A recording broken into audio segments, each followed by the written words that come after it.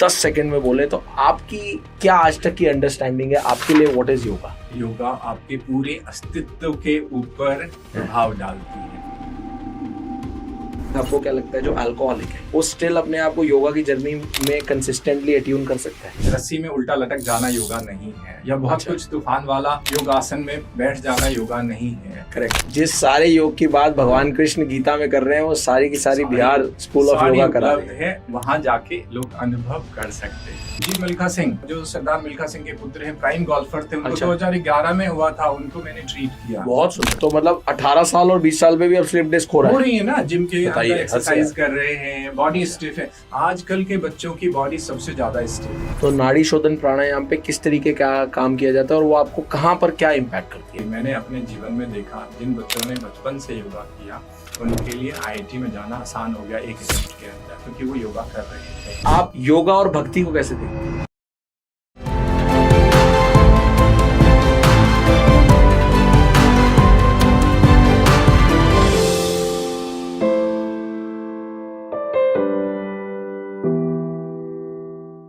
सभी को मेरा दिल से बहुत बहुत प्यार। एक बार फिर आप लोगों का अभिनंदन है। द उज्जवल शो ये भी बहुत खास है। And once again I am your host doctor Ujjwal Chog. आप लोगों का वेलकम है।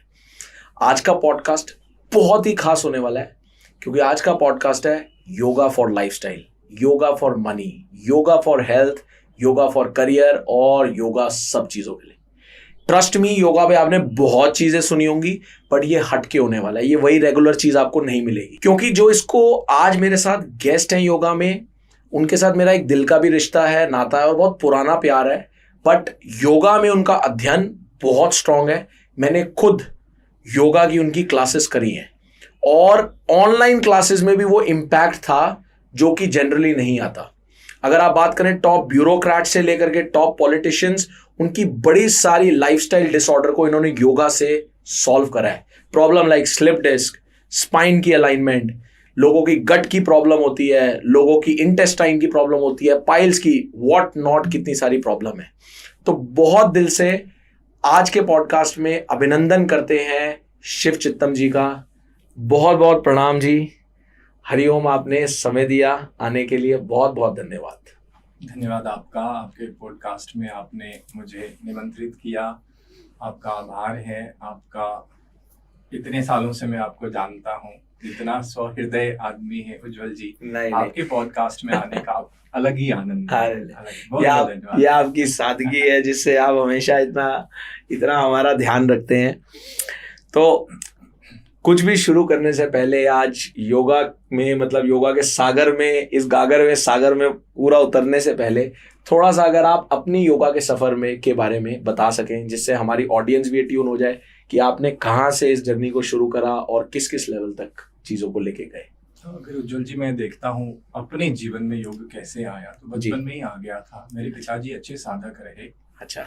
और वो श्री योगीराज देवरा बाबा जी के शिष्य थे। अच्छा जी। उनको अध्यात्म में बड़ी रुचि थी। इंजीनियर थे लेकिन अध्यात्म में रुचि थी। तो हमारे हिंदुस्तान की जितनी अलग अलग परंपराएं थी, आध्यात्मिक परंपराएं जी, उन सब की किताबें हमारे घर में होती थी। अच्छा। तो एक लाइब्रेरी था और वो ऐसे अद्भुत इंसान उस जमाने के अंदर पत्र लिख लिख के पूरी श्रृंखला किताब की मंगा लेते थे उस सिस्टम की। आपके फादर? मेरे फादर। क्या बात है।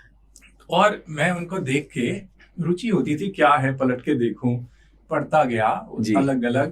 तो बहुत सारी दिलचस्पी वहां से जगी। अच्छा। और फिर क्योंकि योग में रुचि थी और योग में बिहार स्कूल ऑफ योगा अपने आप में उस जमाने में भी सबसे पुरानी अच्छी संस्था मानी जाती थी जी। तो मुझे लगता है उनकी किताबें भी हमारे पास थी, उनकी मैगजीन्स आती थी, तो मैं पढ़ता रहता था पलट के। मेरे पिताजी भी शौकिया योगा करते थे। अच्छा। किया। और मेरे एक अंकल थे, उनको बड़ी दिलचस्पी थी, वो हमारे आश्रम में जाया करते थे जी, उनके संसर्ग में। और फिर श्री स्वामी सत्यानंद सरस्वती जी महाराज, जो कि बिहार स्कूल ऑफ योगा के संस्थापक रहे जी, मेरे ख्याल से 1983 में मैंने उनके साथ 3 दिन का कोई शिविर अपने शहर में किया था। किसी योग आश्रम को उद्घाटन करने वो आए थे। And that time he himself was taking the class. Okay. He would himself conduct the entire 3 days शिविर। तो पहली बार योग निद्रा जो है, जो कि स्वामी सत्यानंद जी ने ही दिया है, वो उनके साथ ही मैंने 1983 में किया था एज ए स्मॉल। अच्छा, है ना, उस आपको समय सानिध्य मिला उनके। तो वो जो बीज डला बचपन का, तो धीरे धीरे वही आज अंकुरित हो गया। बहुत सुंदर। सारी पढ़ाई की प्रोफेशनली। जब मैं अपने ग्रेजुएशन के दिनों में था तो मेरे साथ के जो स्टूडेंट्स थे उनको मैंने सिखाया। आई रिमेम्बर, जैसे आपने अभी बोला पाइल्स, कॉन्स्टिपेशन। हाँ। 2 बच्चे थे, हाँ। मेरे जूनियर थे जहाँ अच्छा। पढ़ता था। हाँ। बड़ा इंटरेस्टिंग है। दैट वाज ईयर 1992-93 की बात है। वो बोला भैया मुझे डॉक्टर के पास जाना, क्या हो गया, कॉन्स्टिपेशन है। मैं बोला क्यों जाना डॉक्टर, मेरे पास आना सुबह 4 बजे। अच्छा। मैंने उसको बुला लिया। हमारे पास कुछ भी नहीं था, कुकर थी, उसमें पानी भर के गर्म करके उसको पेट की सफाई करा दी, शंख प्रक्षालन क्रिया। अच्छा। उस जमाने में तो you can say I was not a professional, I was a student. Correct. But then एक अंदर जो जज्बा था, शौक था, तो आई वाज अ शौकिया टीचर उस जमाने से। कई साल हो गए। क्या बात है, बड़ा यंग। फिर धीरे धीरे मेरे जो प्रोफेसर्स वगैरह था वो भी मेरे पास आने लगे गाइडेंस अच्छा। के लिए, अलग अलग चीजों के लिए। Okay. क्योंकि उस जमाने में योगा प्रोफेशनल चीज तो थी नहीं। यस यस यस, ये तो अभी कुछ टाइम से कुछ हुआ, माइलेज पकड़ा है। तो यहाँ से ऐसे स्टार्ट हुई, धीरे धीरे आती गई। And after my all my professional academics and all, I was working with a corporate, a big company, and I was taking care of 2 states, Maharashtra and Chhattisgarh. Okay. As a sales manager. अच्छा. Whatever the designation I had, I don't want to disclose much. अच्छा, ठीक है. तो वहाँ पे life बड़ा hazard थी, erratic थी, डिस्टर्ब थी। वो कॉर्पोरेट का टॉक्सिक जो एनवायरनमेंट होता है। Person like me who did yoga for the whole life, the meditation and all, मेरे बहुत सारे मित्र ड्यूरिंग माय एमबीएस वो कहते थे कि पता नहीं कोई जादू टोना तो नहीं कर रहा है ये बैठ के। क्योंकि उस जमाने में तो मेडिटेशन वगैरह अनूठा सा चीज था, किसी को समझ नहीं आती। I still remember the same guy who was my roommate, right, he met me 2 years back. He said कि अब मुझे समझ में आती थी कि क्या करते थे। कोने में बैठ के कोई जादू टोना तो नहीं करते थे मेरे ऊपर। ऐसा कुछ नहीं था। आई used to do yoga nidra, I used to do meditation even during my study days. तो आपका, जैसे आपने बताया, मतलब जैसे आज की भागदौड़ में हर कोई आदमी बड़े से बड़े लैडर को क्लाइम करने में लगा रहता है, और आप खुद कॉर्पोरेट में एक पॉइंट पे थे। आपके लिए वो किक क्या बना कि जब आपने कहा कि यार चाहे पुराना बीज है बट अब इसको सब छोड़ते हैं और पूरा समर्पित हो गया, वो किक क्या था? Very fascinating interesting story. There was a Mr. Agarwal, I'll again not disclose his full name, and he was my marketing manager, and he was one who gave me the induction and the training for 10 days, taking me to different cities. And then when I saw his life at the age of 53-55, he had multiple issues, diabetes, hair loss, teeth was not there, big glass on his eyes, and then every city he would go, he would puke everywhere. Nice. Thought this is going to be my life. Another 20 years, I will be same. I was shocked to see that life. So like those era, there was one stream marketing. Everybody would love to go to the marketing. The moment I enter and realized that was the life, that was a shocking point seeing that person. मतलब वो जो life मैंने उनकी देखी, वो ऐसी life थी, मुझे लगा 20-25 साल ऐसी तो मुझे नहीं चाहिए बिल्कुल भी। मैं तो बूढ़ा हो जाऊंगा 20 साल में, दांत नहीं रहेगी, डायबिटीज, बीपी हो जाएगा। This is not my life, मेरा लाइफ ऐसा नहीं होने वाला। अच्छा। And then another thing that shook me hard, like being in corporate, कोई आपका जो ऊपर वाला बॉस होता है उसके अंदर आपके लिए कोई फीलिंग नहीं होती है, कुछ भी नहीं होता, एक अस्मिता नहीं होती जिससे आप अगर आप बीमार हो गए उसको कोई फर्क नहीं पड़ता, आपका काम होना चाहिए, उनका काम होना चाहिए बेसिकली, है ना। तो उसको मैंने रियलाइज कर लिया। मैं बोला ये मेरी लाइफ नहीं होने वाली। And then one fine day, एक दिन I was in a city, Khandwa, जो कि किशोर कुमार की जन्मस्थली है। उस जमाने में स्टडी बूथ होती थी, उस स्टडी बूथ होती थी, not study booth. Study booth के पास में एक लाइब्रेरी था, और वहां पे मैंने 2-3 ओशो टाइम्स निकाला। ओशो की मैगजीन आती थी उस जमाने में, 2-3 किताबें निकाली। And I was not 100% fit, कुछ प्रॉब्लम्स हो गई थी, लू लग गया था। तो मैंने बस कमरे बंद करके उन 3-4 किताबों को पढ़ी। अंदर से एक रिबेल आया अंदर से। अच्छा। और moment I came back, I resign, quit. अच्छा जी। मैं बोला ये माय लाइफ, अब मैं किसी की नौकरी तो नहीं करने वाला, but yoga was not in my mind, कहीं से नहीं थी। अच्छा, योगा फिर भी नहीं थी, क्योंकि yoga was not a profession. Correct, मेरा अगला सवाल ही था। था ही नहीं उस जमाने के अंदर।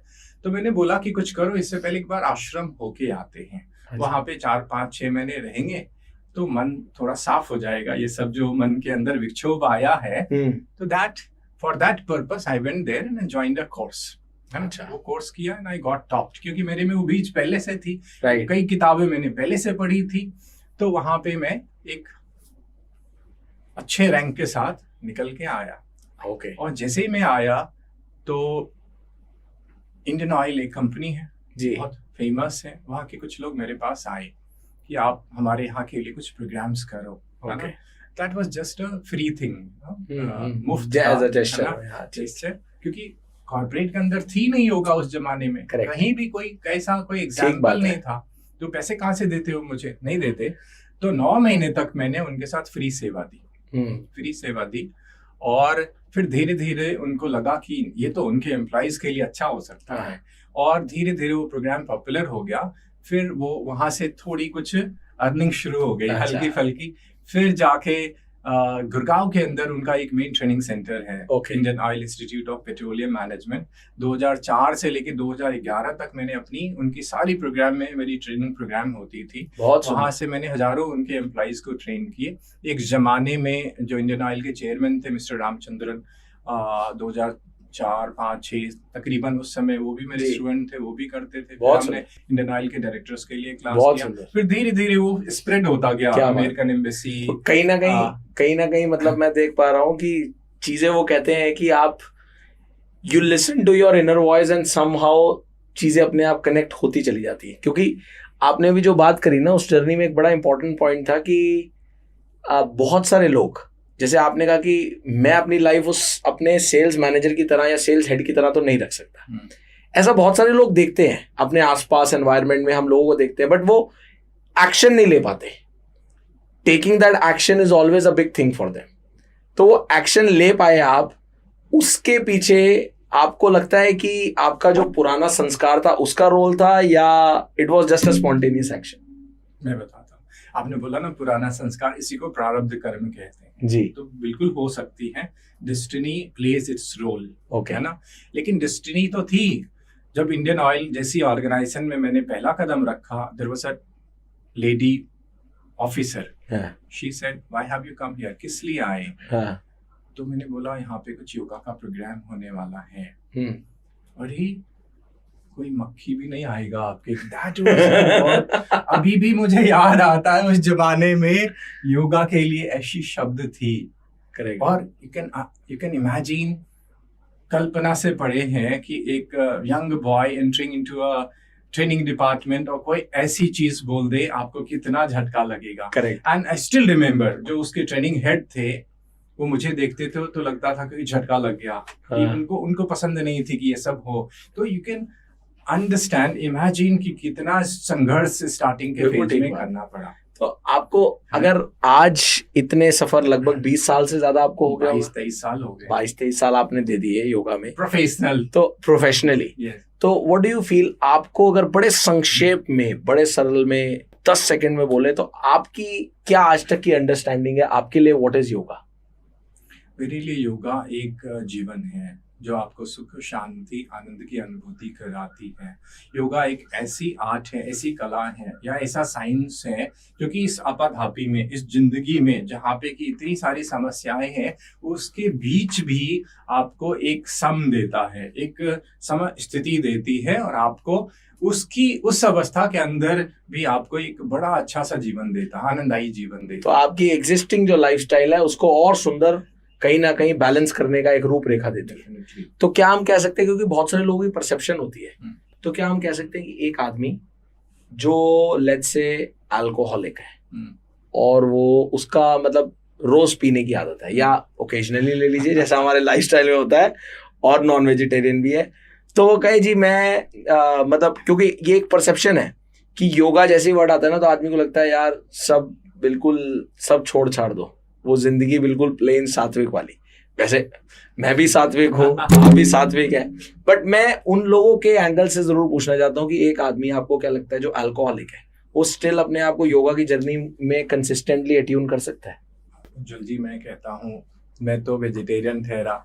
हाँ, मुझे ये जो अलग अलग ड्रिंक्स होते हैं, मुझे उसका नाम भी ठीक तरह से पता नहीं। नाम भी पता है तो मुझे पता नहीं उसके अंदर क्या है जी, क्योंकि मैंने टेस्ट तो किया नहीं। ठीक बात है। लेकिन इसका मतलब ये नहीं कि आप सबको ऐसे ही बना दो, फिर तो कोई आएगा नहीं आपके पास। आज जिस सोसाइटी में मैं रहता हूँ, तकरीबन 90% लोग तो ड्रिंक जरूर करते हैं। करेक्ट। एंड उनके पास एक उसके प्रति एक थॉट प्रोसेस भी है, स्ट्रांग है। ये तो बहुत हाँ। अच्छा होता है, हेल्थ के लिए है, सर्दी में तो बहुत अच्छा है। हाँ, और ये तो फन है, लाइफ है, तो होना Correct. चाहिए, है ना।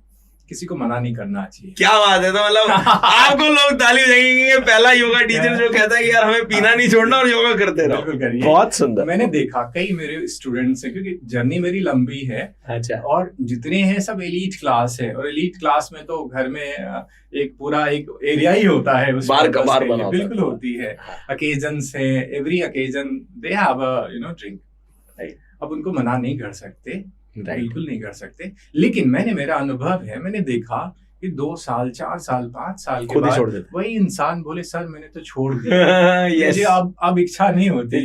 इच्छा नहीं होती। जिस दिन वो अंदर से इच्छा समाप्त हो जाए, बिल्कुल बंद कर दी। Right. But there is no force. Correct. Don't quit, don't give up. अच्छा, योगा हमेशा ना, हर किसी का अपना अपना एक योगा का अनुभव है, अध्ययन है, जो योगा के टीचर्स भी हैं, हर अलग अलग एरिया पे बात करता है।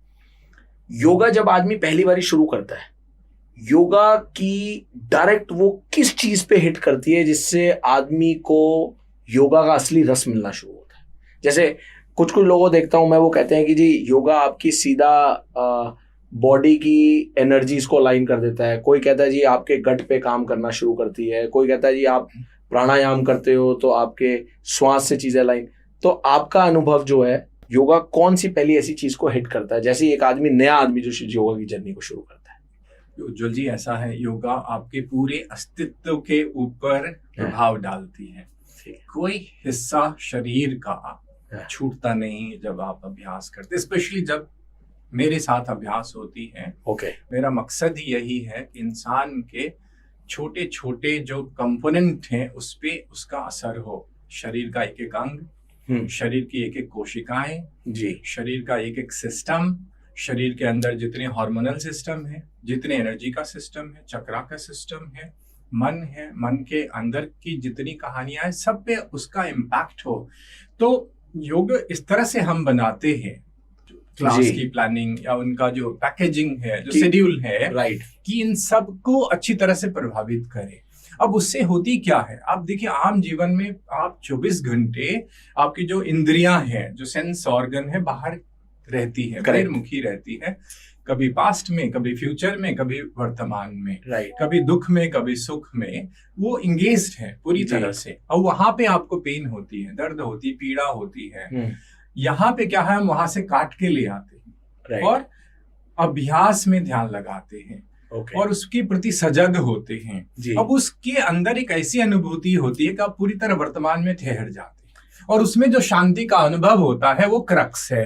करेक्ट। अब इसमें एक ना बहुत बड़ा लोगों का एक प्रॉब्लम आता है जी, किसी को भी अनुभूति की कुछ भी स्टेट पे, जैसे कहते हैं योगा का फायदा, या आप एक बहुत सिंपल एग्जांपल लेता हूं, आजकल के यंगस्टर्स में जिम जाने का कि बॉडी बनाना है, ठीक है, सबको एक बहुत बड़ी प्रॉब्लम आती है। तो उसमें योगा कहाँ आदमी को कैसे मदद कर सकती है? कि लोगों की सबसे बड़ी प्रॉब्लम कंसिस्टेंसी की होती है।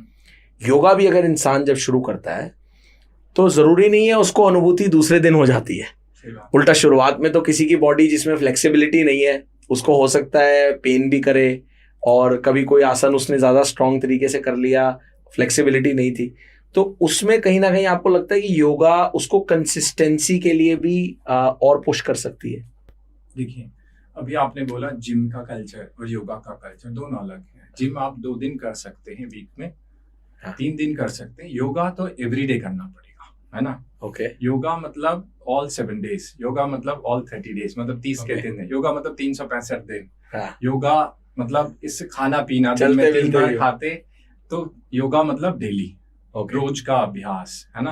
अब आपने बोला कि शरीर तो अलग अलग है लोगों के, और योगा उल्टा रस्सी में उल्टा लटक जाना योगा नहीं है, या बहुत कुछ तूफान वाला योगासन में बैठ जाना योगा नहीं है। करेक्ट। योगा सबके लिए अलग अलग है। अगर कोई स्टिफ बॉडी भी है, उनके बॉडी में तनाव है, तो धीरे धीरे तैयार करेंगे, आराम से तैयार करेंगे, उनको धीरे धीरे आनंद आने लगेगा और तैयारी ऐसी होगी कि उनके अपने शरीर को पता नहीं लगेगा कि बॉडी कैसे तैयार हो। अच्छा, तो it is more about a comfort. Yes, definitely.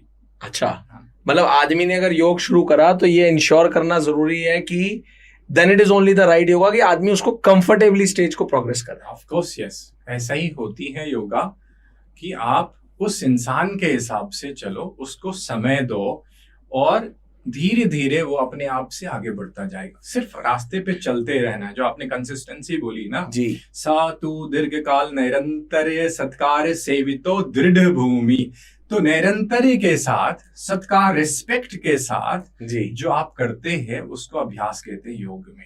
अच्छा। और फिर वो आपके जीवन में एस्टैब्लिश्ड हो जाता है योग, Okay. है ना। तो निरंतरता बहुत जरूरी है, कंसिस्टेंसी जरूरी है।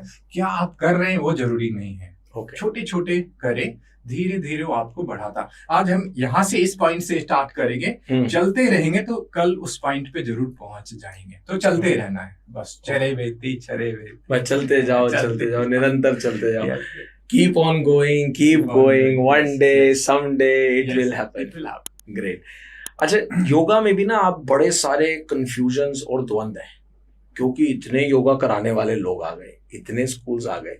आपकी अंडरस्टैंडिंग, जैसे आप बिहार स्कूल ऑफ योगा के साधक रहे हैं, विद ऑल ड्यू रिस्पेक्ट, बड़ा मैं आपसे चाहता हूं कि आप निष्पक्ष होकर के अगर ये बता सके, एक बिहार स्कूल ऑफ योगा है, एक बाबा रामदेव की पतंजलि है, और ऐसे ही और भी बड़े सारे, मतलब मैं जान करके कुछ दो ऐसे नाम ले रहा हूं जो मतलब मैं समझता हूँ हर कोई इंसान जो योगा नहीं भी करता उसको भी नाम सुने हैं वो। तो ये क्या अलग अलग मेथोडोलॉजी है या क्या है ये, मतलब जी फर्क क्या है? जैसे आपने बोला, दो प्रसिद्ध संस्थाएं हैं, फेमस हैं। अब मैं तो बायस्ड हो जाऊंगा बोलूं, लेकिन मैं अगर सबका सम्मान है, हाँ, अलग अलग सिस्टम है। जी। हिंदुस्तान है, 1.4 बिलियन पॉपुलेशन है जी। सबके लिए अलग अलग स्थान है, जिसको जो रुचता है पचता है वहां चले जाते हैं जी। बट जहां तक एक कॉम्प्रिहेंसिव इंटीग्रल प्योर फॉर्म की बात है, तो एक ही स्कूल एग्जिस्ट करती है पूरे वर्ल्ड में, वो है सत्यानंद योगा, बिहार योगा, उसी को बिहार स्कूल ऑफ योगा भी कहते हैं। अच्छा, बिहार स्कूल ऑफ योगा कहे, बिहार योगा ट्रेडिशन कहे, या सत्यानंद योगा ट्रेडिशन कहे, तीनों एक है। वो प्योरिटी, ऑथेंटिसिटी और प्रामाणिकता में नंबर 1 है। तो लेकिन इसका प्रमाण, प्रमाण क्या है? क्यों और प्रमाण? क्योंकि देखें, कोई स्कूल है आज की डेट में हिंदुस्तान में, आपको पता है, सिर्फ आसन प्राणायाम फॉलो कर रही है। करेक्ट। कोई स्कूल है सिर्फ आसन आसन आसन ही फॉलो कर रही है। बट यहाँ पे इस सिस्टम के अंदर हम योग के सारे प्रारूप को फॉलो करते हैं, उसका समन्वित रूप देखते हैं और अनुभव करते हैं। जैसे हठ योग है, राजयोग जिसको साष्टांग योग कहते हैं, कर्म योग है, भक्ति योग है, ज्ञान योग है, क्रिया योग है, मंत्र योग है, लय योग है, कुंडलनी योग है। अच्छा। तो सारे योग का समन्वय एक अनूठा सा सिस्टम है बिहार योग सिस्टम, जो कि समग्र योगा है, अद्भुत योगा। मतलब जिस सारे योग की बात भगवान कृष्ण गीता में कर रहे हैं, वो सारी की सारी बिहार स्कूल ऑफ योगा करा रहे हैं। वहां जाके लोग अनुभव कर सकते हैं इसको। अच्छा। तो आप देखें ना, कहाँ पे एक अथाह समुद्र और कहाँ पे एक छोटे से स्ट्रीम जो कह सकते हैं, वो तो तुलना नहीं कर सकते। ठीक है। तो अभी आप अगर, जैसे आपने बहुत सारे डिसीजेस पे काम करा है, एक बहुत बड़ी प्रॉब्लम जो लोगों को डेडलीस्ट डिसीज लगती है और जिसके साथ भगवान ना करे कभी होए, बट हो जाती है, तो बहुत सारों का ऐसे एक्सपीरियंस है कि लोग परमानेंटली हमेशा के लिए बेड रिडन तक हो जाते हैं। स्लिप डिस्क, तो स्लिप डिस्क पे आपने योग से कैसे काम करा, और अगर उसके बारे में आप थोड़ा सा कुछ प्रैक्टिकल लेवल पे अगर बता सकें अभी इस पॉडकास्ट में। ईश्वर की कृपा है ना। स्टार्टिंग के फेज से इस वाले प्रॉब्लम को, जो स्लिप डिस्क है, सिएटिका है, अलग अलग जगह अलग अलग रूप करते हैं। कोई प्रोलैप्स डिस्क भी कह देते हैं, कोई इसको हर्निएटेड डिस्क भी। संसार सरल शब्दों में अगर आप समझा सकें स्लिप डिस्क होती कैसे और योगा कैसे काम। अब क्या है कि ये जो हमारी 33 वर्टिब्रास और डिस्क हैं, तो डिस्क जो है पल्पी स्ट्रक्चर है ना, उसके अंदर लिक्विड भरी होती है। अब जो हमारे स्पाइन आगे पीछे मुड़ता है, जो पीछे की तरफ हमारे होती है, बिल्कुल ठीक। अब वो जो मुड़ती है आगे पीछे साइड में, जी। उसी के कारण लचीलापन है और बिल्कुल उसी के ऊपर हमारा ब्रेन टिका और इसी को हमारा सेंट्रल नर्वस सिस्टम भी कहते हैं। जी। अब वेयर टेयर भी होती है और आज हमारा सेडेंटरी लाइफ है, हम कुछ भी करते नहीं फिजिकली, बॉडी स्टिफ होती है, जर्क लगती है, लंबे समय तक बैठते हैं, धीरे धीरे मसल वीक होता, डिस्क थोड़ा सा बाहर आ गया, उसको स्लिप डिस्क कहते हैं। अच्छा, नहीं? कि डिस्क अब वो अपनी जगह से nerves स्लिप को- कर गया। अब नर्व्स को वो प्रेस करेगा तो नीचे प्रेस करेगा तो सिएटिक नर्व को करेगा तो उसको सिएटिका कह देते हैं। नहीं, अच्छा आपने सुना है? जी। तो अब जो इस पे मैंने स्टार्टिंग से बहुत काम, यहाँ तक कि CBC of India P Shankar 2004 में मैंने उनको ट्रीट किया था। अच्छा। और उसके बाद बहुत सारे प्रोमिनेंट लोग, जी मिल्खा सिंह जो सरदार मिल्खा सिंह के पुत्र हैं, प्राइम गोल्फर थे, उनको अच्छा। 2011 में हुआ था, उनको मैंने ट्रीट किया। बहुत सुंदर, है क्या? ना? और ऐसे देयर आर लॉट ऑफ नहीं, प्रोमिनेंट। अब मैं यही रोकूंगा। जैसे आपने कहा वो गोल्फर है, तो मैं पहले ये समझना चाहूंगा, जैसे आपने स्लिप डिस्क बताया कि भाई वो डिस्क जो है वो अपनी जगह से डिस्प्लेस हो जाती है। स्लिप डिस्क जनरली होती क्यों है? वैसे आपने बोला वो गोल्फर है, वो तो खेल भी रहे हैं, तो स्लिप डिस्क आजकल अमूमन इतनी ज्यादा क्यों बढ़ रही है? इसलिए बढ़ रही है कि हम आम इंसान अपने शरीर को टाइम नहीं देते। ओके। अब मान लो एक लचीला पदार्थ है, रबड़ है, वो स्ट्रेच होगा और वापस आ जाएगा। बिल्कुल ठीक। लेकिन अगर एक स्टिफ है, वो ब्रिटल है, तो वो क्या करेगा? लचीला नहीं है, वो स्ट्रेच नहीं होगा, वो टूट जाएगा। बिल्कुल ठीक। तो ये जो मसल्स है लंबर एरिया की, ज्यादातर यहीं पे स्लिप डिस्क हो रही है आजकल। L4 L5 के बीच में, L5 S1 के बीच में, L3 L4 के बीच में यहाँ पे डिस्क होती है, क्योंकि ये वाला हिस्सा हमेशा यूज में है, गाड़ी चला रहे जहाँ हैं, से हम बैठ ऐसे- रहे हैं, और स्टिफ है, धीरे धीरे मसल स्टिफ है, और यहाँ से वो वीक जो मसल है, वो जो सपोर्ट कर रही थी अभी वर्टिब्रा को, डिस्क को, वो उसका सपोर्ट सिस्टम थोड़ा बिगड़ जाता है, डिस्क बाहर आ जाती है, उसको बल्जिंग डिस्क कहते हैं, स्लिप डिस्क कहते हैं। अच्छा। है ना? और उसके बाद आदमी के लिए चलना, हाँ, उसके मुड़ना लिए मुश्किल। स्टार्टिंग में स्पैजम बहुत गहरा आ जाता है, लोग को उठने बैठने में तकलीफ होती है। अच्छा। आज की डेट में डॉक्टर के पास जाओ, immediately they will say surgery. Surgery is not a solution. मैंने कई बार देखा कि सर्जरी के बाद भी लोग आए मेरे पास। नहीं, बट सर्जरी डेलिकेट भी है क्योंकि उसमें स्पाइन का मामला है। बहुत सारा नर्व्स है ना। हाँ। एक इंसान मेरे पास 2 साल पहले आया, he was a station master of a station, कोई रेलवे स्टेशन का। उसका सर्जरी के बाद एम्स के अंदर उसका जो यूरिन और डेफिकेशन का जो सिस्टम था पूरी तरह डैमेज हो गया, उसको आती ही नहीं, तो उसको इवैक्यूएट करना पड़ता था। अच्छा जी। लेकिन इमेजिन कोई नर्व ऐसा डैमेज हो गया सर्जरी के दौरान। सर्जरी दौरान। यस। तो अब इस पे योगा कैसे काम करते हैं? जो डिस्क हिल गई, जो हमारे को अब बैठने नहीं देती, उसमें हम 4 लेवल पे काम करते हैं। अच्छा। क्योंकि वो पूरा एरिया इन्फ्लेम्ड हो गया, इंजर्ड हो गया।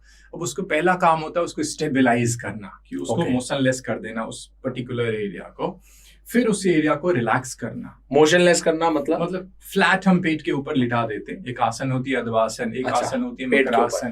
ठीक। उस पे हम ज्यादातर कोशिश करते हैं 1 वीक 2 वीक उस पे रखें उनको, ठीक है। बीच में कराते रहे अभ्यास को, और वो हिस्सा सेटल कर जाए, मोशनलेस हो जाए।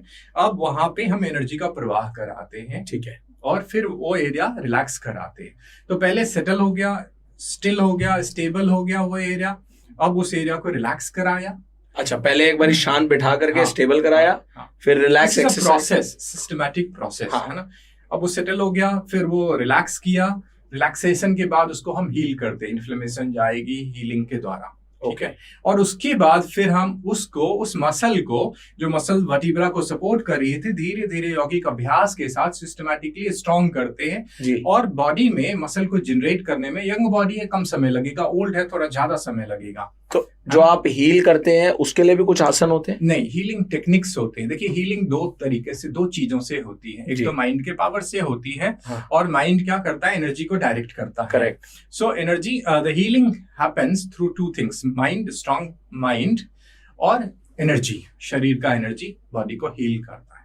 जी। हीलिंग के लिए एनर्जी का होना जरूरी है। ओके। तो हम एक प्राणी विद्या है जिसको कि एनर्जी का साइंस कहते हैं। अच्छा। Through visualization, we take the energy to that particular part and we do the healing. There is a methodology that we have. I have developed it during the whole course. धीरे धीरे समय के साथ वो एक बहुत अच्छा सा मॉडल बन गया है, जिससे अच्छा। कि वो हीलिंग हो जाती है। अच्छा, और उस हीलिंग के बाद फिर आप मूवमेंट में हाँ, एक्सरसाइज फिर उसको स्ट्रेंथन करते हैं उस एरिया को, जी। और उसके बाद धीरे धीरे फिर नॉर्मल स्थिति में लेके आते हैं कि वो इंसान दोबारा एक नॉर्मल योगा अभ्यास कर पाए, जो एक आम आदमी जी। सिंपल, सहज, सामान्य से लेके आगे तक का जितने भी आसन से कर पाए वो भी इंसान कर पाए। ऐसा नहीं कि लाइफ टाइम के लिए वो डेबिलिटेटेड हो गया या रुक गया, अब कुछ नहीं कर सकता। नहीं, उसको वापस भी लेके आना है। अच्छा, तो अभी एक मोटा मोटा स्लिप डिस्क की अगर किसी को प्रॉब्लम है और मान लेते हैं बड़ी इनिशियल स्टेज पे डिटेक्ट हुई है, लगभग योग से जो आपने भी बताया कि स्टेबलाइज करा, हील करा और फिर उसको सामान्य योग की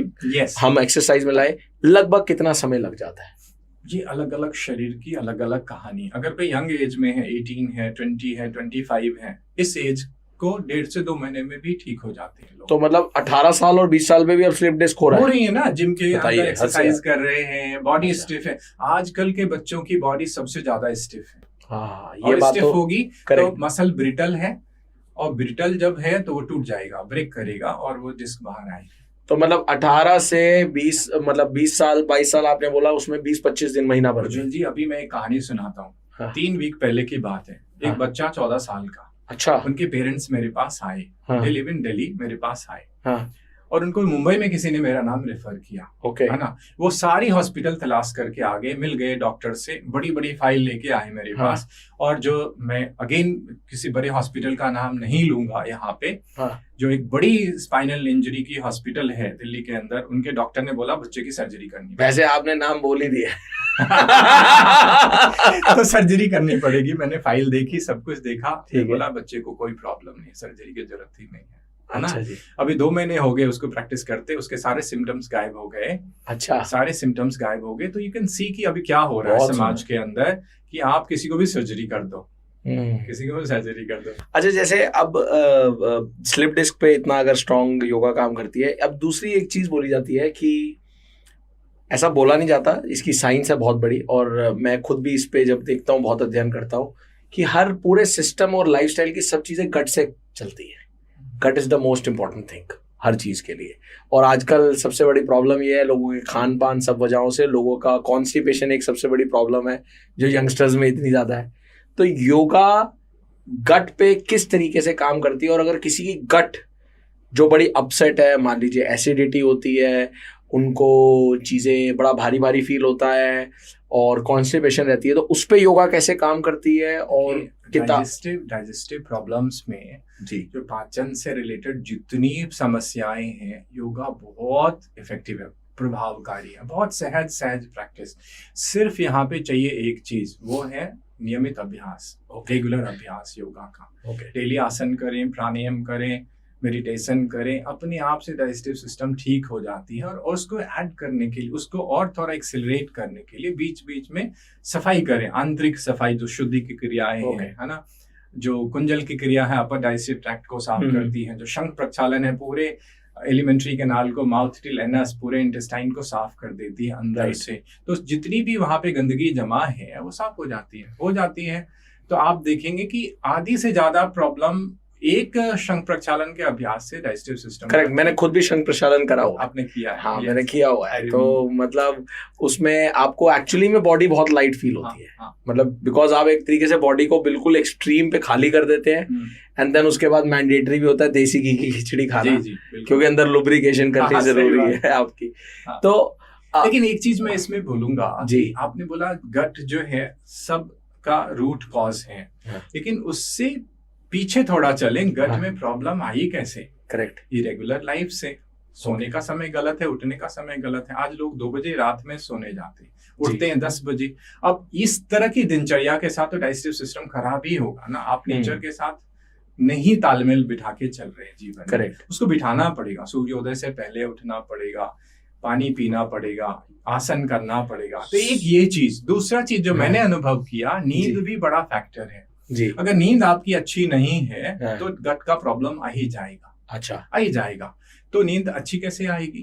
खाना जल्दी खाना पड़ेगा, कम खाना पड़ेगा रात में, राइट, है ना, हल्का रखना पड़ेगा, स्टमक लाइट रहे। साथ में दिनचर्या अच्छी रखनी पड़ेगी, थोड़ा सा योग निद्रा करे, मेडिटेशन करे, है ना। तो उससे क्या होगा कि नींद अच्छी होगी, गट अपने आप से अच्छा रहेगा। अच्छा रहेगा। तो एक ना बड़ी सुंदर बात आती है उस पे आपको क्या मतलब, क्योंकि जब हम बात गट की कर रहे हैं तो हम बड़ी बार होता है ना, गट फील आ रही है ना। हाँ। अब बड़े सारे लोगों को तो उस समय यही नहीं होता यार गट की कैसे फील हो सकती है, तो कहते हैं ना मेरे को आभास हो रहा है, तो आभास को बोल देते हैं गट फील, इंट्यूशन। हाँ, इंट्यूशन। तो इंट्यूशन गट फील कैसे से हो सकती है?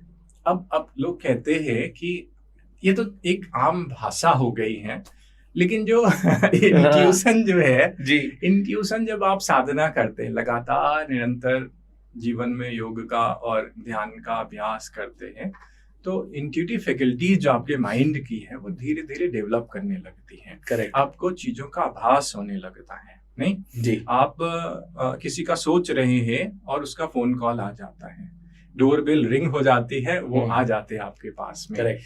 है ना। तो ये आपके साथ होता है, मेरे साथ होता है जीवन में। यही इंट्यूशन है, यही आभास होना है, और ये हमारे आज्ञा चक्र से जुड़ा हुआ है। ये जो इंट्यूटिव फैकल्टी है वो आज्ञा चक्र से, और उसके बहुत सारे अभ्यास हैं। उसको कोई चाहे तो डेवलप कर सकता है, नहीं चाहे तो भी योग के लगातार अभ्यास से ये इंट्यूटिव फैकल्टी अपने आप डेवलप। तो अभी जैसे आपने, हम गट की बात करें, कोई भी बीमारियों की या और भी जिनकी भी हम चर्चा करेंगे, क्या ये मैंडेटरी है कि एक आदमी को योगा जो है वो सुबह उठ करके ही करनी जरूरी है, या एक आदमी का अगर लाइफस्टाइल ऐसा है तो क्या वो योगा, क्योंकि हम कहते हैं योगा इज अ लाइफस्टाइल, तो वो लाइफस्टाइल का पार्ट बना करके उसको पूरी नियम से, नित नियम से और पूरी रिस्पॉन्सिबली, अगर वो कहता है कि जी मैं इसको, जैसे कहते हैं एग्जाम्पल के तौर पे, जैसे आप ध्यान करते हैं, मेडिटेशन, वो कहते हैं कि ध्यान ऐसा है, ध्यान नाम ही ध्यान है, चलते फिरते खाते सोते उठते बैठते आप हमेशा नाम ध्यान कर रहे हो। अगर आप ध्यान को समझ जाए तो क्या योगा भी कभी कर सकते हैं, सुबह ही करनी जरूरी है? आपने बहुत बेहतरीन क्वेश्चन है, ये प्रश्न है, और मेरे ख्याल से ये बहुत सारे लोगों का प्रश्न है, ये है ना। योगा का आइडियल समय तो ब्रह्म मुहूर्त ही है ना। 3 बजे से 5 बजे का समय सुबह करें, मेरे लिए तो वही समय है जी। लेकिन जो आम लोग हैं जो नहीं मैनेज करते उस समय को, तो योगा कभी भी किया जा सकता है। आप ब्रेकफास्ट के पहले करें, लंच के पहले करें, डिनर के पहले करें। अच्छा, ठीक है। अगर आपने ब्रेकफास्ट कर लिया है जलपान के बाद, क्योंकि ब्रेकफास्ट इज लाइट, तो उसके 90 मिनट के बाद, 2 घंटे के बाद आप योगा कर सकते हैं। ओके। अगर आपने लंच कर लिया, मान लो दिन के 12 बजे आपने लंच किया, तो शाम को 4 बजे, क्योंकि लंच इज हैवी लंच, 4 घंटे का गैप देना चाहिए। ओके। तो आप 4 बजे, 4:30 बजे आप योगा शाम को कर सकते हैं। जी। फिर योगा को, एक योगा है कि मैट पे हो रही है जी, नहीं, जो आसन कर रहे, प्राणायाम कर रहे, योग निद्रा ध्यान कर रहे। एक जो योगा आपने बोला कि है ना, तो 2 तरीके की योगा हो गई है ना। एक तो जो 24 घंटे चल रही है, बिल्कुल ठीक है ना, योगा मैट से बियॉन्ड, बिल्कुल ठीक। उसमें आप सजग हैं, आप लिख रहे हैं सजग हैं, आप बात कर रहे हैं सजग हैं, आप खा रहे हैं आप सजग हैं, आप वॉक कर रहे हैं सजग हैं। तो इसको कहते हैं active awareness, active meditation, consciously आप एक्टिव मेडिटेशन। तो एक्टिव क्या करती है, आपको जो पैसिव में बैठते हैं उसको सपोर्ट करती है, और जब पैसिव मेडिटेशन कर रहे हैं, बैठ के ध्यान लगा रहे हैं, तो आपको जो एक्टिव मेडिटेशन है, एक्टिव वर्क है, उसमें आपको सजग रखने में वो आपको मदद करता है, हेल्प करता है। तो दोनों एक दूसरे का पूरक है, दोनों एक दूसरे को कॉम्प्लीमेंट करते हैं, दोनों का जीवन में जरूरी है। वो भी जरूरी है कि आप 1 घंटे योगा करें, बिल्कुल, है ना, और 1 घंटे नहीं है समय तो टुकड़ों में बांट दें। अब मेरा यही एक इम्पोर्टेंट सवाल था। जैसे आपने बड़ा सुंदर बताया कि वैसे आइडियल टाइम समय ब्रह्म मुहूर्त है, बट चाहे तो आप ब्रेकफास्ट लाइट होता है उसके बाद कर लीजिए, 2 घंटे पहले, डिनर से पहले भी कर सकते हैं। तो कोई, मैं बहुत रिस्पॉन्सिबली इस सवाल को पूछना चाहूंगा आपसे, क्योंकि मेरी ये खुद की इच्छा है, क्योंकि मैं जब युवाओं के साथ मतलब जैसे आपने बताया, मेरी भी कहीं ना कहीं बीज बड़ी संस्कार जो है वो बड़ा आध्यात्मिक आता है, मुझे पता है। तो मेरा यंगस्टर्स के साथ यूथ एंड स्पिरिचुअलिटी को जोड़ना, हर चीज में, इवन आदमी भौतिक सक्सेस भी स्पिरिचुअलिटी को साथ लेके चले, तो इसलिए मेरा एक बड़ा रिस्पॉन्सिबली आपसे सवाल ये है, एक आदमी, आजकल का जमाना है स्मार्ट वर्क का, जिसमें हर कोई आउटपुट की बात करता है, कहीं आप चले जाइए, तो यंगस्टर्स भी ऐसे हो चुके हैं, या जेन जी जिसको आप बोलते हैं आज की डेट में, कि जी आप कुछ भी उनको करने को बोलते हैं, उनको आप साइंटिफिकली सब समझाते हैं, तो वो कहते हैं ये बताओ इसका फायदा कब मिलेगा। वो वाला टाइम तो चला गया कि आदमी कहता था कि जी फिक्स एफडी कराते रहो, मेरे रिटायरमेंट में मुझे, आजकल का फॉर्मेट ये है कि भाई आज की आज इंजॉय करो चीजों को। तो कितना मिनिमम ड्यूरेशन योगा, जिससे उसको एक किक मिल सके अंदर कि नहीं यार मुझे इसको ना पूरा उतार, कितना मिनिमम से मिनिमम ड्यूरेशन जिससे उसको वो किक मिल सकता है? देखिए, जो आपने बोला ना, तो मैं इसके लिए ये कहता हूँ, yoga is a miracle. Yoga चमत्कारिक प्रभाव लाता है जीवन में। आप योग करें जीवन में, और फिर आप जो भी चाहेंगे मिलेगा। चाहे आप अध्ययन कर रहे हैं, उसमें सफलता अग्रणी रूप में मिलेगी। अगर आप प्रोफेशन में हैं, प्रोफेशन में हाईली सक्सेसफुल बनेंगे।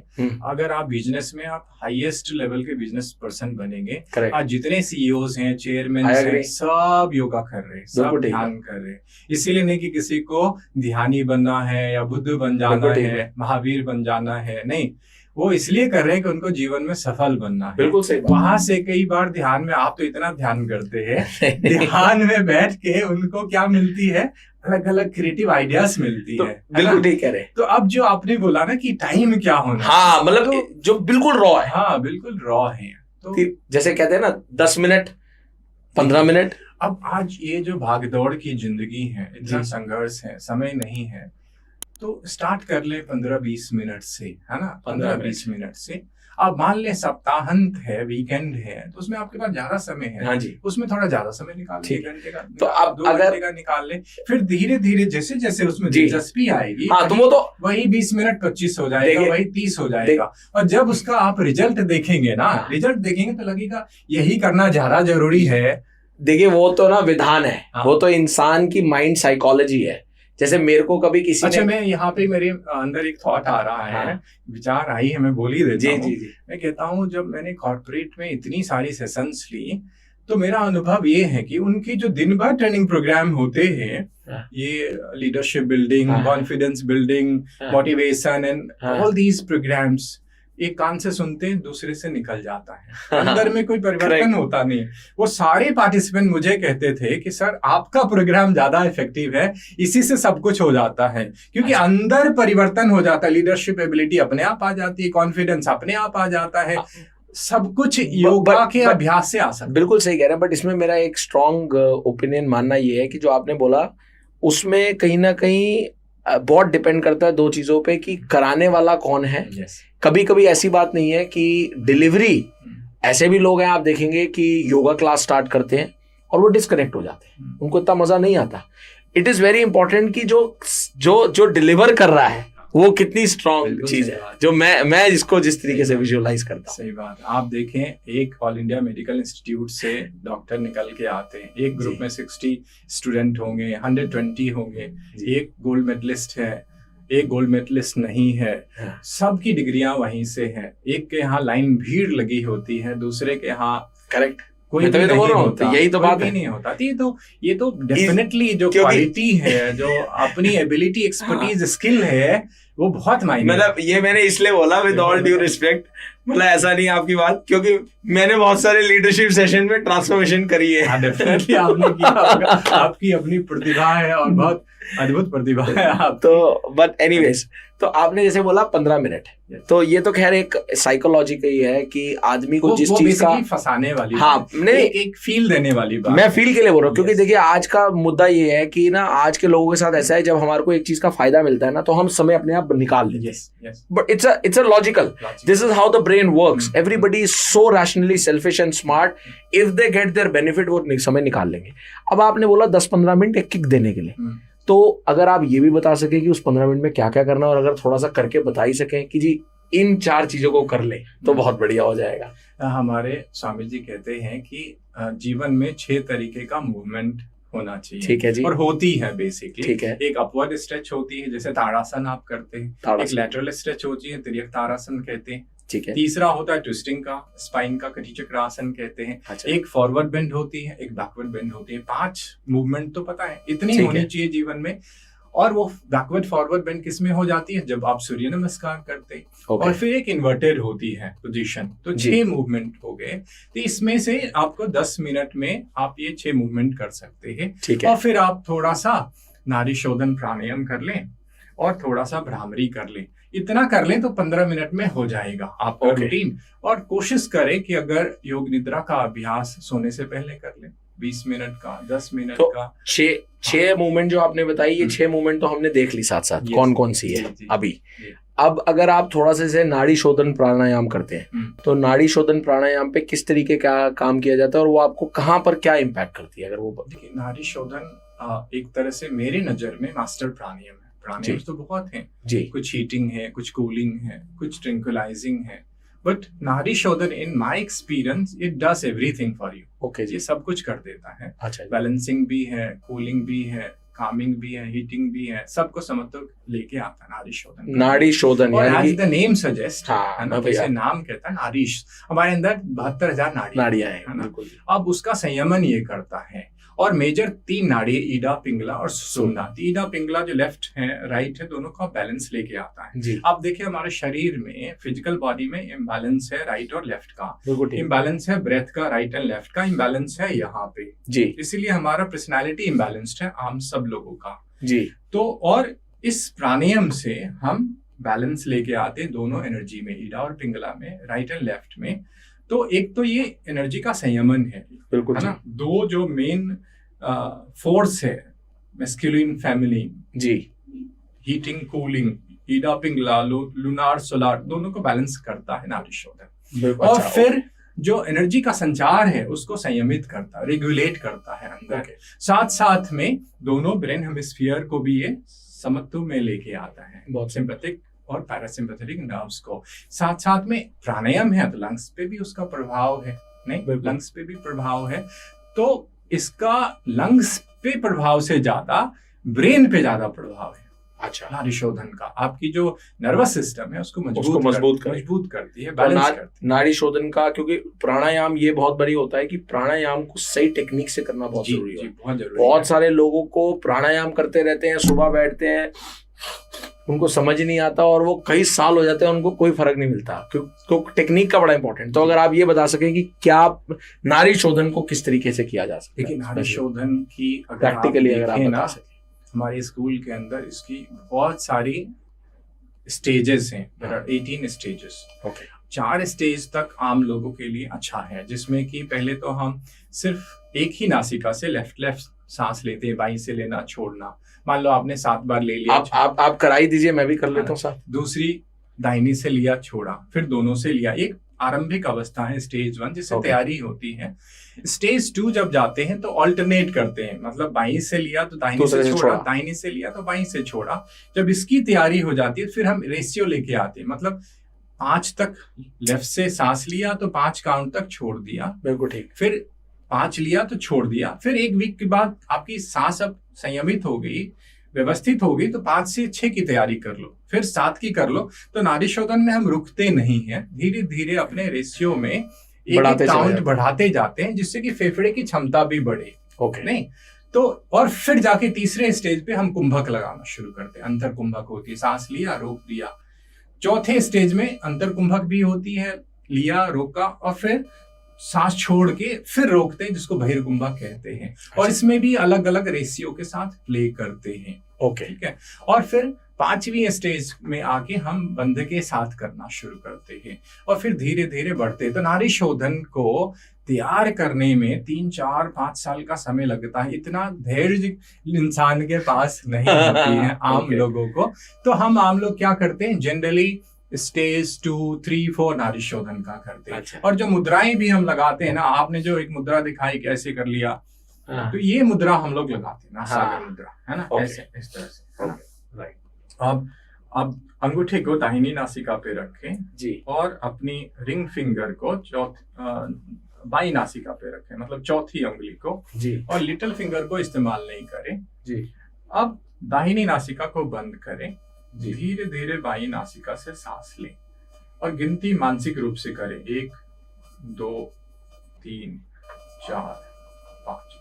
अब बाई नासिका को बंद कर दें रिंग फिंगर से और दाहिनी नासिका से सांस छोड़ दें उसी काउंट के साथ, 1, 2, 3, 4, 5। और फिर दाहिनी से ही सांस लें, 1, 2, 3, 4, 5। और फिर दाहिनी नासिका को अंगूठे से बंद करें, बाई को खोलें, बाहर करें, 1, 2, 3, 4, 5।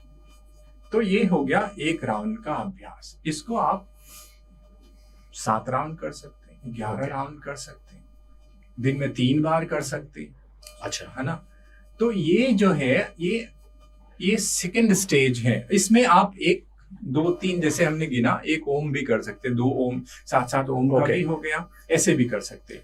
और फिर इसको बढ़ाते जाना है। तो अब अगर इसको जैसे जब कोई स्टार्ट करता है, लेट्स से 5 मिनट 10 मिनट जो हमने बात करी, तो इसका प्रभाव अगर हम बिल्कुल रिजल्ट ओरिएंटेडनेस से देखें, या हम किस डायमेंशन पे इसका प्रभाव हमारे को दिखना शुरू हो? तो पहले दिन से अभ्यास का अनुभव होना शुरू होगा। अभ्यास के बाद आपको मन शांत दिखेगा, अच्छा। शरीर हल्का लगेगा। ओके, ये पहले दिन से आरंभ हो जाती है। बहुत है ना? सुंदर। और जैसे जैसे अभ्यास में बढ़ेंगे, तन्मयता के साथ, हम्म। भाव के साथ, फेथ के साथ, विश्वास के साथ, जी, तो इसका रिजल्ट दिखना शुरू हो जाएगा जीवन में। 7 दिन में तो लोगों में अच्छा खासा परिवर्तन हो जाता है। मैं कुछ पढ़ रहा था, बिल्कुल आपने कहा, वहां ऐसा बड़ा सुंदर लिखा था कि नाड़ी शोधन एक इतना पावरफुल टूल है कि आप कहीं पर भी, आप मान लीजिए बड़ा एंजाइटी में है, कुछ ऐसी सिचुएशन आ गई जो काम खराब हो गया, हमारे साथ होता है, कुछ नहीं समझ आ रहा, तो आप 5 मिनट आराम से अपने आप को छोड़ के 5 मिनट नाड़ी शोधन कर लीजिए, वो आपको बिल्कुल शांत कर देगा। जी, इसके पीछे रहस्य क्या है? जी, नहीं, रहस्य क्या है? Secret, what is the secret behind this? आज मैं तो बहुत मेंटल इमोशनल हेल्थ पे काम कर रहा हूँ, आपको पता है। Anxiety, restlessness, overthinking, depression, suicidal thought. I am a psychologist also, तो इस पे मेरा इंटरेस्ट है ना? तो आप देखेंगे, अभी हमने जिक्र किया कि लेफ्ट नासिका का संबंध राइट साइड ब्रेन से है ना? जो कि पैरासिम्पैथेटिक सिस्टम है हमारा। जी, जो हमारा ऑटोनोमिक नर्वस सिस्टम है, उसके 2 हिस्से, जी, sympathetic nerves and parasympathetic nerves. Right nostril का कनेक्शन हमारा left side of the brain से है, which is a sympathetic nervous system. अगर राइट ज्यादा फ्लो है तो आप एक्सैजरेटेड मोड में हैं, जी, आप स्टिमुलेटेड हैं, एक्साइटेड हैं, एंग्री हो सकते हैं, ओके, है ना? मन भाग सकता है। लेफ्ट जब एक्टिव है, तो ज्यादा एक्टिव है, तो आप लोगों से बात करना तक नहीं पसंद आएगा। आप लो फील करेंगे, आप एक कोने में रहना पसंद करेंगे। तो नाड़ी शोधन क्या करती है? यहाँ से लेते हैं, इसको प्रभावित करती है, यहाँ से करते हैं, ऑल्टरनेट हो रहा है, दोनों हो रहा है, दोनों को सेम बैलेंस, तो धीरे धीरे कर करके उस सम स्थिति में लेके आता है। तो एंजाइटी कम होगी, ओवरथिंकिंग कम होगी, जो डिप्रेसिव मूड है वो कम होगा, अगर हाइपर मूड है तो वो उसको बैलेंस में लेफ्ट और राइट ब्रेन दोनों को। अगर आप एक तरह से देखें ना, तो कई लोग, आपको पता है कि एक होती है सूर्य भेद प्राणायाम, एक होती है चंद्र भेद प्राणायाम, ये दोनों हो रहा होता है नाड़ी शोधन के अंदर। इसलिए ये बैलेंस को लेके आता है आपके पर्सनैलिटी में, आपके व्यक्तित्व में, ओके, है ना? कई लोग होते हैं ना कि लाइफ में एंगर भी तो जरूरी है ना, सम किसी परिस्थिति में वो कहते हैं, बड़ी सुंदर, हमारे पिताजी एक बात कहते हैं, वो जैसे वो कभी कभी गुस्सा कर देते हैं, तो कहते हैं जी महापुरुषों का गुस्सा जो है वो आकाश में लकीर है ना? वो तो जो नाड़ी शोधन कर रहे हैं, गुस्सा आएगा, but matter of 2 second, 5 second, 10 second, वो बंदा फिर वापस आ जाएगा। लेकिन एक आम है इंसान, मैंने कई लोगों को देखा है, गुस्सा आता है और कई दिनों तक रहता है, 3 दिन तक, 5 दिन तक, महीनों तक उसको लगा के रखते हैं, वही हाई बीपी बना देता है। आपने बहुत सुंदर बताया, यानी कि नाड़ी शोधन इसके लिए भी एक टूल है कि जिनको गुस्सा जकड़े रहता है, उसके लिए एक शब्द है होम्योस्टैटिक स्टेट। जो नाड़ी शोधन करेंगे, the system will come back to normal state. जो होम्योस्टैटिक मैकेनिज्म है वो बहुत उसमें एक्टिव होता है जो लोग नाड़ी शोधन कर रहे हैं। Okay. That's the scientific reason. वो कोई नहीं बताएगा आपको, okay. लोगों को पता है कि ये करते हैं, लेकिन unless you have a deep understanding about the practices, तो आपको उसकी गहराई, और जब आपको गहराई समझ में आती है, आपकी इंटरेस्ट उसमें और बढ़ जाती है, जी, है ना? तो अभी इसको आपने बहुत सुंदर साइंटिफिकली इसको बताया, तो अब कुछ ऐसे छोटे छोटे से, मतलब लोगों के मन में ऐसे सवाल भी होते हैं, आपका उस पर क्या मानना है? आप योगा और भक्ति को कैसे देखते हो? क्या डिफरेंस है? देखिए, मैं बताता हूँ। योग और भक्ति, योग का ही एक कंपोनेंट भक्ति योग है ना? जैसे योग का एक कंपोनेंट कर्म योग भी है, एक तरह का योग कर्म योग है, बिल्कुल है। एक तरह का योग ज्ञान योग है, एक तरह का योग क्रिया योग है, एक तरह का योग राजयोग है, एक तरह का योग हठ योग है। तो हमारे स्वामी जी कहते हैं हठ योग, राजयोग और क्रिया योग बहिरंग योग है। बहिरंग योग आपके बाह्य पर्सनालिटी, व्यक्तित्व पे काम करता है, एक्सटर्नल पर्सनालिटी निखरना शुरू हो जाते हैं, जी। और कर्म योग, भक्ति योग और ज्ञान योग आपके अंतरंग योग हैं, जो आपकी आंतरिक शुद्धि को लाती, आंतरिक प्योरिटी को लाती, आंतरिक रूप से निखारता है। तो 3 एंगल्स इनर पर्सनालिटी के और 3 डायमेंशन आउटवर्ड पर्सनालिटी, बहुत सुंदर। तो भक्ति योग जो है, कहते हैं this is not a yoga of devotion, हमारे स्वामी जी का शब्द है, मेरा नहीं है। अच्छा, this is a yoga of emotion. Managing emotion can be possible through भक्ति योगा। अच्छा, है lovely. ना? आज लोगों को इमोशनल प्रॉब्लम है ना, हम्म, तो इमोशन को हम आसन करके नहीं मैनेज कर सकते। आसन करके हम शरीर को मैनेज कर सकते, फिजिकल बॉडी को कर सकते, अन्नमय कोश को कर सकते, अपने ऑर्गन्स की फंक्शनिंग को बढ़ा सकते हैं, हार्मोनल बैलेंस ला सकते हैं, हम अपने एनर्जी सिस्टम पे काम कर सकते हैं। बट इमोशन के ऊपर काम करने के लिए भक्ति योग करनी पड़ेगी जी, है ना। उसके अंदर जो अलग अलग प्रक्रियाएं हैं है ना, वो करनी पड़ेगी। ओके, तो मतलब bhakti is a part of as a part of yoga. Very nice, बहुत सुंदर तरीके से आपने इसको मतलब मैं समझता हूँ बड़े सुंदर तरीके से 3 डायमेंशन इनर की और 3 डायमेंशन जो आउटर की जो आपके गुरुजी श्री स्वामी जी ने बताया, बहुत सुंदर। इसको कहते हैं योग चक्र बेसिकली। अच्छा, योग चक्र। These are the 6 spokes of yoga. Very nice. अच्छा, आजकल आपने अब देखा होगा, देखिए पहले नहीं होता था, आजकल लोगों में बहुत बड़ी प्रॉब्लम है इनफर्टिलिटी की। आप यंग कपल्स देखेंगे, इम्पोर्टेंसी की, और कहीं ना कहीं जब हम पूरे योगिक सिस्टम या इसको देखते हैं तो at the end of the day हर चीज लाइफ फोर्स पे ड्रिल डाउन होती है, प्राण शक्ति पे। और प्राण शक्ति आपकी कहीं ना कहीं वीरा से ही चलती है, जिसको हम सीमन बोलते हैं। और आजकल लोगों के इम्पोर्टेंसी में बहुत प्रॉब्लम है।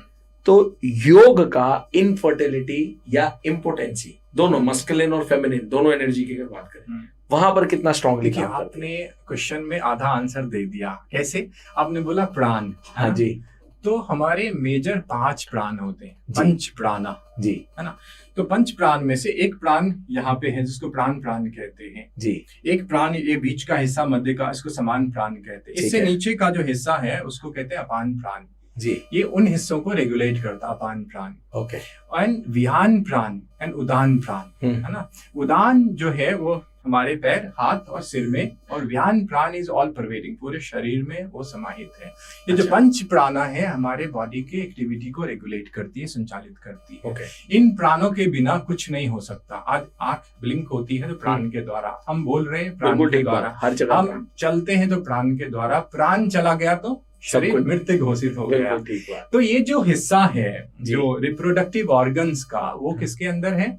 वो हमारा अपान प्राण के द्वारा निर्धारित होता है। अब योग में और यहाँ पे चक्र कौन से? मूलाधार और स्वाधिष्ठान। ये 2 चक्र जो है रिप्रोडक्टिव ऑर्गन्स को रेगुलेट करती है, बिल्कुल है ना। अब अभ्यास तो योग में बहुत सारा है, इसमें बहुत सारे आसन है जिसका उपयोग है, प्राणायाम का उपयोग है, मुद्राओं बंध का उपयोग है ना, मंत्रों का उपयोग है, जिससे हम अपनी इन प्राण जो है, जो अपान प्राण है, उसमें जो डिसिपेशन हो गया है, उसमें जो इम्बैलेंस हो गई है, उसको हम सुधार सकते हैं, व्यवस्थित कर सकते हैं, संयोजित कर सकते हैं, और फिर उससे फर्टिलिटी के ऊपर, इम्पोर्टेंसी के ऊपर बहुत अच्छा प्रभाव हो सकता है, रिजल्ट है। तो अगर एक आदमी जिसको इनफर्टिलिटी या इम्पोर्टेंसी की प्रॉब्लम है, योगा को एज अ लाइफस्टाइल में स्पेसिफिकली टारगेटेड ये बना के, कई बार तो उनको टारगेटेड रूप में बिना किए भी फायदा हो जाता है। बट अगर मान लेते हैं इस प्रॉब्लम पे कोई काम करना चाह रहे तो लगभग योगा से वो कितने टाइम में बाउंस बैक करके नॉर्मल? मुझे लगता है कि 2-3-4 महीने के लगातार अभ्यास से, अच्छा हाँ बिल्कुल अच्छा रिजल्ट, 4 महीने से वो, क्योंकि आप देखो ना, आप पूरे सिस्टम को रेगुलेट कर रहे हैं, एनर्जी सिस्टम पे काम कर रहे हैं। अब जो एनर्जी, जो प्राण उसको अवरुद्ध किया हुआ है, उसको हमने प्रभावित करना शुरू कर दिया, उसको संयोजित करना शुरू। कहीं ना कहीं आपको ऐसा नहीं लगता कि आज की डेट में भी, अब तो देखिए योगा भी, सोशल मीडिया डिजिटल आने से योगा का भी बहुत तेज, मतलब मैं समझता हूँ एक तरीके से लोगों में अंडरस्टैंडिंग आई है, चीजें बढ़ गई हैं, योगा भी बहुत तेजी से बढ़ रही है। बट उसी के साथ पैरेलली इतनी अवेयरनेस क्रिएट करने, इवन हम पॉडकास्ट भी एक अवेयरनेस के लिए कर रहे हैं, स्ट्रॉन्ग लोगों तक जा सके। बट उस अवेयरनेस के बाद दूसरी चीजें उतनी ही आर्टिफिशियल और स्ट्रांगली बढ़ रही हैं। जैसे अगर हम इनफर्टिलिटी की बात कर रहे हैं तो आईवीएफ के सेंटर आप देख लीजिए बेसंख्या में खुल रहे हैं, बेसंख्या में। तो क्या वो चीज है जिसकी वजह से यू फील कि क्या वो मिस है कि आदमी एक बार भी इस चीज को ट्राई नहीं करता as a yoga, as a procedure, जिस प्रोसीजर को ट्राई करे और अगर फिर भी इनफर्टिलिटी दूर नहीं होती? तो मुझे लगता है अवेयरनेस की कमी है लोगों में, अभी भी ये जागरूकता, सजगता नहीं है कि योगा से इस चीज को हम ठीक कर सकते हैं, योगा से इनफर्टिलिटी, इनफर्टिलिटी को। क्योंकि आप देखें ना, आप बोले कि योगा तो बहुत अवेयर लोग हो चुके योगा के बारे में, लेकिन कौन सा योगा अवेयर हुआ है? लोग कौन से योगा के प्रति सजग हुए? आप इंस्टाग्राम देख लें, यूट्यूब देख, अब रस्सी बांध के उल्टा लटक जाते हैं तो उसको योगा समझ लेते हैं। हाँ, लोगों को लगता है अच्छा, यही एक सबसे बड़ा एक बहुत बड़ा प्रॉब्लम, लोगों को लगता है यार ये तो मेरे से होगा ही नहीं। आप मेरी बात समझने का प्रयास करें, दो तरीके का योगा होता है। एक तो हम प्लेटफॉर्म पे योगा करते हैं गोल्ड मेडल के लिए, हाँ, है ना, ओलंपिक में गोल्ड मेडल चाहिए, योगा करेंगे, वो योगा अलग है, वो आम लोगों के लिए कोई फायदेमंद नहीं है। लेकिन इंस्टाग्राम पे आप वही योगा देखते हैं और उससे आप फिर पागल हो जाते हैं देख के कि मेरे से तो होने वाला नहीं है, बिल्कुल सही, आप छोड़ के भाग जाते हैं। वो योगा आपके लिए है नहीं। हम जो योगा की बात करते हैं, this yoga is for health, this yoga is for happiness, this yoga is for harmony in your life. ये योगा आपके जीवन में सुख, शांति, हार्मनी, सामंजस्य लेके आती है। आपने और ये सुख, शांति, सामंजस्य, मैं आगे कंटिन्यू करूँ, सुख, शांति और आदमी को एक ठहराव मिले, उसके साथ साथ आजकल लोगों की बहुत बड़ी सीखिंग है मनी की। तो क्या योगा उस मनी को भी ला सकती है? डेफिनेटली। देखिए, योगा से आपका मन बड़ा पावरफुल हो जाता है जी। अब इस पावरफुल मन के अंदर आप जो भी सोचेंगे, आप ऐसा सोचेंगे पैसा आएगा, हाँ। आप सक्सेस सोचेंगे सक्सेस आएगा, नेम फेम सोचेंगे वो आएगा, आप जो जीवन में सोचेंगे वो आएगा। तो सब कुछ माइंड के अंदर है। माइंड जो है हमारा बड़ा ही प्रभावकारी, माइंड बहुत एक बड़ा इनक्रेडिबल हमारा ऑर्गन है, टूल है। और माइंड अगर शक्तिशाली है, अगर माइंड डिस्ट्रैक्टेड है, माइंड में 1000 थॉट है, उस माइंड के अंदर एक और विचार आ जाए, कुछ नहीं होने वाला। लेकिन जब माइंड एकाग्र हो गया, उस एकाग्र माइंड के अंदर जो भी आप बीज डाल देंगे, जो सोच लेंगे, वो परिलक्षित हो जाएगा जीवन में, मैनिफेस्ट हो जाएगा। आप वो पैसा हो या नेम फेम हो, प्रसिद्धि हो, जो चाहेंगे मिलेगा। तो सबके पीछे यही है कि योग के द्वारा, ध्यान के द्वारा मन को शक्तिशाली बनाना है, पावरफुल। तो फिर तो आप कहने का मकसद ये है, जितना भी ये जोड़ तोड़ के हमने बात करी, कि लाइफ में कुछ भी कर लो, योगा को first main stream part of the education हमारा होना चाहिए। देखिए, मेरी एक किताब है, छोटी सी book, no substitute of yoga. क्या बात वेरी नाइस। योगा का कोई सब्स्टिट्यूट है ही नहीं। बहुत सुंदर, बहुत सुंदर। कोई सब्स्टिट्यूट नहीं है। नहीं, मैं समझता हूँ कि ये पॉडकास्ट एक बहुत बड़ी अपील होनी चाहिए सारे लोगों को, पेरेंट्स को, पूरी जनता को, एज अवेयरनेस की योगा को जब तक कोई ठीक है, क्योंकि ये एक बहुत वॉलंटरी एफर्ट है। एजुकेशन में तो कब क्या कैसे चेंजेस आएंगे, बट मैं समझता हूँ कहीं ना कहीं अगर पेरेंट्स ये सोच लें कि बच्चे को हमने right from the beginning yoga में डालना है, तो मुझे लगता है जैसा अभी हमारी जो चर्चा हो रही है, हर डायमेंशन को वो अचीव कर जाएगा। डेफिनेटली। मैंने अपने जीवन में देखा, जिन बच्चों ने बचपन से योगा किया, उनके लिए आईआईटी में जाना आसान हो गया एक अटेम्प्ट के अंदर। उनके लिए कोई भी कंपटीशन फेस करना, क्रैक करना आसान हो गया, क्योंकि वो योगा कर रहे थे। बहुत। और जो बच्चे नहीं कर रहे थे और जो कर रहे थे, दोनों के रिजल्ट में आसमान जमीन का अंतर होता है। और अंतर इसीलिए होती है कि योग का जो प्रभाव है हमारे अंतरंग के ऊपर इतना गहरा होता है कि आपकी मन बिल्कुल अलग सी हो जाती है। आपकी प्रखरता, आपकी प्रतिभा, आपकी बुद्धि, आपका ग्रहणशीलता, है ना, ये सब कई गुना बढ़ जाती है। इस बात पे तो मैं खुद स्टैंप लगा सकता हूँ। बिल्कुल ठीक कह रहे हैं कि ये योग के कारण ही बहुत सारी चीजें, एनर्जी अलाइन करके इतनी सारी चीजों को कर पा रहे हैं। बट ये बड़ी सुंदर और सटीक आपने कहा कि what you want to manifest, do yoga, align with yoga and get your manifestation fulfilled. Definitely, वही मूल मंत्र है, वही मूल मंत्र। सब कुछ को भूल जाइए, जीवन में इस वाले कंपोनेंट एलिमेंट को ले आइए, आप जीवन में जो चाहेंगे वो मिलेगा। योगा ही आपका अलादीन का चिराग है। अलादीन का चिराग है। मैं तो बोलता हूँ कॉर्पोरेट में भी ये चमत्कार है, लेकिन इस चमत्कार का अनुभव तब होगा जब जीवन में निरंतरता आएगी। लगातार योग करेंगे, आप देखेंगे आप जीवन में जो चाहेंगे वो मिलेगा। मतलब इस चिराग पे काम करना शुरू करो, चिराग अपने आप आपको अंदर से निकाल के रहस्यमय चीजें देता जाए। बिल्कुल। ये बहुत शक्तिशाली है एंड आई एम ग्रेटफुल। मैं आभारी हूँ, आपने मुझे बुलाया और मुझे ये सब अंदर से जो उभर के आ रही है बोलने का अवसर मिला आपके बीच में, क्योंकि जनरली इस तरह की अंडरस्टैंडिंग लोगों की होती नहीं। क्वेश्चन जो आपने गहराई में पूछा है, आम लोग तो सिंपल सहज सरफेस लेवल की क्वेश्चन पूछते हैं। ये तो आपकी जितनी मतलब आप जितना लेवल पे ट्रैवल करा रहे हैं वो उतना ज्यादा मेरे को और इंटेंस और आपके साथ मजा आ रहा है। बहुत पावरफुल सब्जेक्ट है, जितनी गहराई, और ईश्वर की कृपा ऐसी हुई, मुझे पढ़ने का मौका मिला, गुरु का सानिध्य मिला, साधना करने का अवसर मिला, और जिससे कि मेरी गहराई बढ़ती गई और अभी भी मैं एक विद्यार्थी ही हूँ और वो I want to be a student of yoga always in my life. Yoga वो कहते हैं ना, विजडम वही देती है कि आप डेथ बेड तक विद्यार्थी ही रहते हैं हमेशा। बहुत सुंदर। मैं समझता हूँ आज की कॉन्वर्सेशन बहुत एनलाइटनिंग, बहुत सुंदर, सारे ऑडियंस को बहुत मजा आया होगा। आपने बहुत सुंदर तरीके से साइंटिफिकली चीजों को टच करा और मैं समझता हूँ जितना प्यार लोगों का ये मिलेगा तो आगे योगा किसी एक स्पेसिफिक एरिया पे जैसे जैसे आपने बताया उस पे और इंटेंस हम कर पाएंगे चर्चा, ताकि योगा का जो ये खजाना है ये लोगों के पास और सुंदर तरीके से। कोई लिमिट नहीं है, कोई अंत नहीं है जी। तो एक ऐसी विधा है जो कि बेअंत है ना, इनफाइनाइट है। बहुत ना, आनंद बहुत आया आपके साथ, हमेशा की तरह पॉडकास्ट में भी वैसा ही आनंद बना रहा और बहुत एनलाइटनिंग डिस्कशन थी। जी, बहुत आनंद है, मुझे लगता है आपके जितने भी ऑडियंस हैं उनको बड़ा आनंद आया। हमारी भी ऑडियंस सुनेगी, आपकी भी सुनेगी, सारे मिलकर। और फिर आप प्रश्न भी पूछे है ना, जल्दी से पूछे, मेरे से पूछे, हम बीच बीच में आके आपके प्रश्नों का उत्तर भी हम देते रहेंगे। बहुत सुंदर, बहुत बहुत धन्यवाद जी, बहुत बहुत प्रणाम आपका समय देने के लिए, बहुत बहुत धन्यवाद। हरिओम, जय हो।